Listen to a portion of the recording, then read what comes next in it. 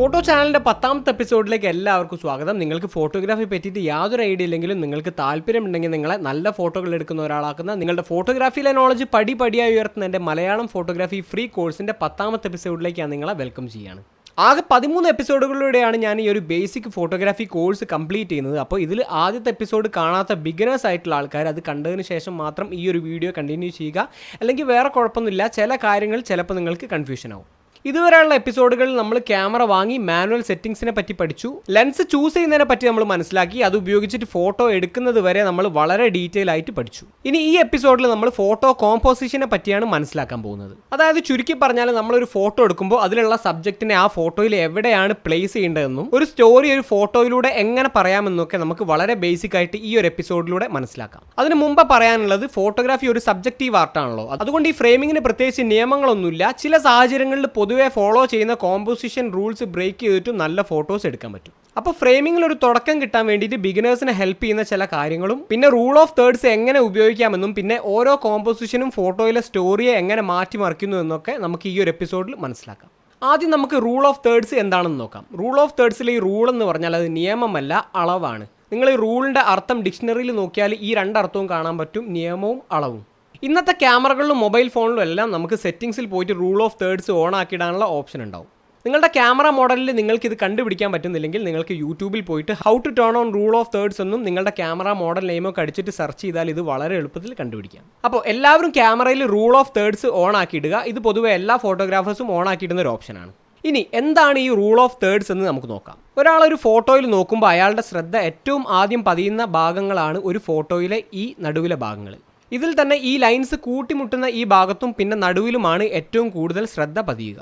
ഈ ഭാഗത്ത് വരുന്ന കാര്യങ്ങളെ കൂടുതൽ ശ്രദ്ധിക്കാൻ നമ്മുടെ മൈൻഡിന് സൈക്കോളജിക്കലി ഒരു ടെൻഡൻസി ഉണ്ട്. അതുകൊണ്ടാണ് ഇങ്ങനെ സംഭവിക്കുന്നത്. അപ്പോൾ നമ്മൾ ഫോട്ടോ എടുക്കുമ്പോൾ നമ്മുടെ പ്രധാനപ്പെട്ട സബ്ജക്റ്റുകളെ ഈ പോയിന്റുകളിൽ കൊണ്ടുവരുന്നതിലൂടെ കാണികളുടെ ശ്രദ്ധ നമുക്ക് നമ്മുടെ സബ്ജക്റ്റിലേക്ക് ആകർഷിക്കാൻ സാധിക്കും. മാത്രമല്ല ഇതിലൂടെ നമുക്ക് നമ്മുടെ ഫോട്ടോ കൂടുതൽ പ്ലീസിംഗ് ആക്കാനും പറ്റും. അപ്പോൾ ഈ 4 പോയിന്റ്സിനെ നമുക്ക് അറ്റൻഷൻ പോയിന്റ്സ് എന്ന് വിളിക്കാം. ഈ ഒരു 4 ലൈൻസ് കൊണ്ട് നമ്മളുടെ ഓവറോൾ ഫ്രെയിമിനെ 3 ഭാഗങ്ങളായിട്ട് പാർട്ടീഷൻ ചെയ്തിരിക്കുന്ന ഈ ഒരു അളവുകളെയാണ് നമ്മൾ റൂൾ ഓഫ് തേർഡ്സ് എന്ന് വിളിക്കുന്നത്.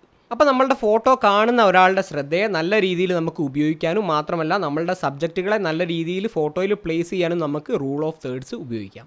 ഉദാഹരണത്തിന് നമ്മളൊരു ക്ലോസപ്പ് പോർട്രേറ്റ് എടുക്കുകയാണെന്ന് വിചാരിക്കുക. ഒരു ഫേസിലെ ഏറ്റവും പ്രധാനപ്പെട്ട ഭാഗമാണ് കണ്ണുകൾ. അപ്പോൾ നമുക്ക് കൂടുതൽ പ്രാധാന്യം തോന്നിക്കുന്ന കണ്ണിനെ അല്ലെങ്കിൽ നമ്മുടെ ഡോമിനേറ്റിംഗ് സബ്ജക്റ്റിനെ ഇങ്ങനെ ഏതെങ്കിലും അറ്റൻഷൻ പോയിന്റിൽ കൊണ്ടുവരുന്നതിലൂടെ നമുക്ക് ആ ഒരു ഫോട്ടോ കൂടുതൽ വിഷ്വലി പ്ലീസിംഗ് ആക്കാൻ പറ്റും. പിന്നെ ഒരു ബിഗിനർ എന്ന നിലയ്ക്ക് ഒരാളെ അല്ലെങ്കിൽ നിങ്ങളുടെ സബ്ജക്റ്റിനെ ഒരു ഫോട്ടോയുടെ എവിടെ പ്ലേസ് ചെയ്യണമെന്ന് നിങ്ങൾക്ക് തീരുമാനിക്കാൻ പറ്റുന്നില്ലെങ്കിൽ ഞാൻ നിങ്ങൾക്കൊരു ഐഡിയ പറഞ്ഞുതരാം. ഇത് എന്തായാലും ഫോളോ ചെയ്യണം എന്നൊന്നുമില്ല, കാരണം ഫോട്ടോഗ്രാഫി ഒരു സബ്ജക്റ്റീവ് ആർട്ടാണ്. ഈ ഫോട്ടോയിൽ ഇയാളെ നമുക്ക് എവിടെ പ്ലേസ് ചെയ്യാം എന്ന് നോക്കാം. ഈ ഫോട്ടോയിൽ ഇയാൾ ഇങ്ങോട്ടാണ് ഫേസ് ചെയ്തിരിക്കുന്നത്.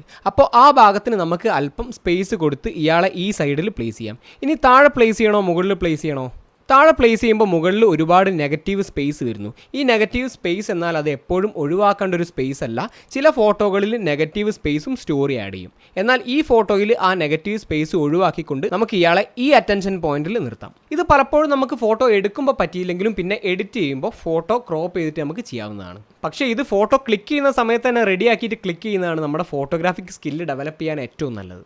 അതുപോലെ തന്നെ വിഷ്വലി പ്ലീസിംഗ് ആയിട്ടുള്ളൊരു കാര്യമാണ് സിമ്മെട്രി. അതെന്താണെന്ന് പറയുന്നതിന് മുമ്പ് ഞാനൊരു ഓഫ് ടോപ്പിക് കാര്യം പറയാം. ചില ആളുകളെ കാണുമ്പോൾ നമുക്കൊരു പ്രത്യേക ഭംഗി അല്ലെങ്കിൽ ഫേസിലൊരു പ്രത്യേക പെർഫെക്ഷൻ നമുക്ക് തോന്നില്ലേ? ഇതിന് കാരണം അവരുടെ ഫേസിലെ സെൻറ്ററിൽ നിന്നും 2 കണ്ണുകളിലേക്കും അതുപോലെ 2 ചെവികളിലേക്കും ഒക്കെ ഉള്ള ആ ഒരു അകലം, പിന്നെ 2 വശത്തെയും മൂക്കിൻ്റെയും ചുണ്ടിൻ്റെയും ചെവികളുടെയും ഫേസ് ഷേപ്പിൻ്റെ ഒക്കെ സാമ്യത, ഇതൊക്കെയാണ്. ഇതൊന്നും നമ്മളങ്ങനെ മനഃപൂർവ്വം ശ്രദ്ധിക്കുന്ന കാര്യങ്ങളല്ല. പക്ഷേ ഈ ഫേഷ്യൽ ഫീച്ചേഴ്സ് കൊണ്ട് നമുക്ക് അവരെ കാണുമ്പോൾ നമുക്ക് അവരുടെ മുഖത്തിന് പ്രത്യേക ഒരു ഭംഗി അല്ലെങ്കിൽ പെർഫെക്ഷൻ ഫീൽ ചെയ്യും. ഇത് തന്നെയാണ് സിമ്മെട്രി. നമ്മൾ വളരെ പെർഫെക്റ്റ് ആയിട്ടൊരു ഫോട്ടോയിലെ ഇത്തരം വെയിറ്റുകൾ 2 വശത്തുമായിട്ട് ബാലൻസ് ചെയ്ത് കഴിഞ്ഞാൽ അത് കാണുന്ന ആളുകൾക്ക് ആ ഫോട്ടോ വിഷ്വലി പ്ലീസിംഗ് ആവും, അല്ലെങ്കിൽ എന്തോ ഒരു പെർഫെക്ഷൻ അവർക്ക് ആ ഫോട്ടോയിൽ ഫീൽ ചെയ്യും. എന്ന് വെച്ച് നമ്മൾ എല്ലാ കാര്യങ്ങളും സെൻറ്ററിൽ പ്ലേസ് ചെയ്യണം എന്നില്ല. ചില ഫോട്ടോകൾ സിമ്മെട്രി ഫോളോ ചെയ്താൽ അടിപൊളിയാവും, എന്നാൽ ചില ഫോട്ടോകൾ സിമ്മെട്രി ബ്രേക്ക് ചെയ്യുമ്പോഴാണ് അടിപൊളിയാവുക. അപ്പോൾ എങ്ങനെ ഫ്രെയിം ചെയ്യണം എന്നുള്ളത് നിങ്ങളുടെ സ്വാതന്ത്ര്യം, അത് ഞാൻ നിങ്ങളുടെ ക്രിയേറ്റിവിറ്റിക്ക് വിട്ടുതന്നിരിക്കുന്നു.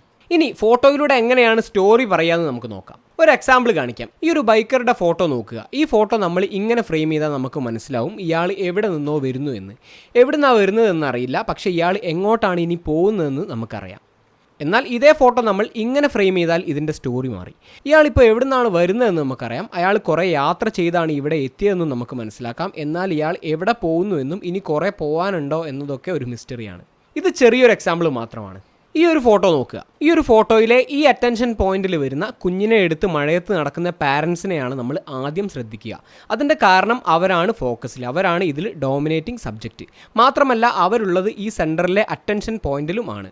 പിന്നെ നമുക്ക് മനസ്സിലാവും അവർ എങ്ങോട്ടോ പോവുകയാണെന്ന്. അതെങ്ങോട്ടാണെന്ന് നമ്മുടെ കണ്ണുകൾ നോക്കുമ്പോൾ അത് ഈ സ്കൂൾ ബസ്സിലേക്കാണെന്നും ആ ബസ് വെയിറ്റിംഗ് ആണെന്നും ആ ബസ്സിൽ ഈ കുട്ടിയുടെ ഫ്രണ്ട്സ് കാത്തിരിക്കുന്നുണ്ടെന്നൊക്കെ നമുക്ക് കാണാൻ പറ്റും.